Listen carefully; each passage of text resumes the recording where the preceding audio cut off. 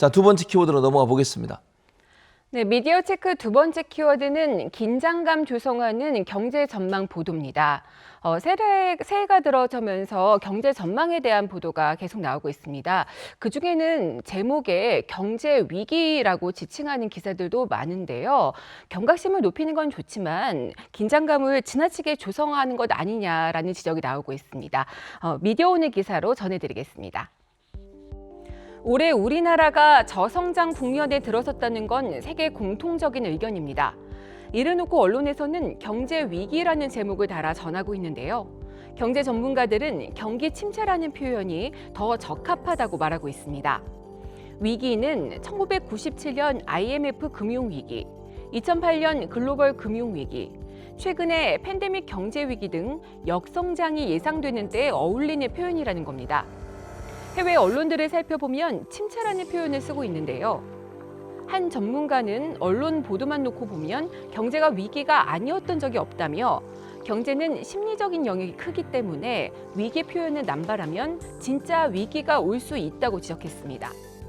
전문가들의 말에 따르면 경제 위기와 경기 침체는 구분해야 된다 이렇게 지적을 하고 있는 건데 근데 우리나라 언론들 보면 위기라는 표현을 너무 많이 쓰고 있는 거 아닙니까? 맞습니다. 근래 들어서 더 이런 표현들이 많아졌는데요.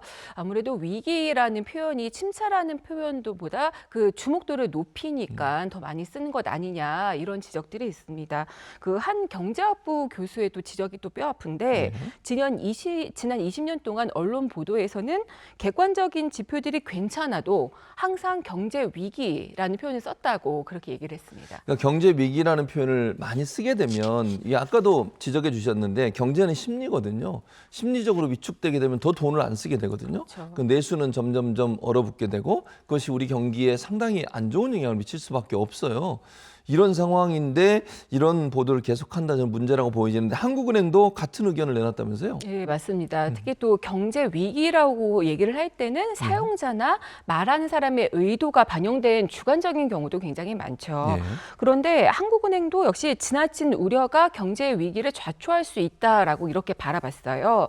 앞으로 닥쳐올 위험 요인에 대한 적극적으로 대비하는 것은 필요하지만 그 위험을 지나치게 확대 해석하거나 대응 능력을 현실과 다르게 과소평가를 한다면 오히려 이게 더 위험을 증폭시킨다는 거죠.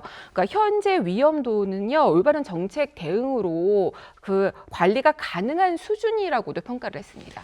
기본적으로 위기라는 표현을 자꾸 쓰게 되면 심리적으로 소비자들에게 주는 압박감이 생길 수 있고 그것이 경기 침체를 더 장기화시킬 수 있는 요소가 된다는 점을 좀 고려해서 용어 표현 사용에 주의할 필요가 있다 이런 생각이 듭니다.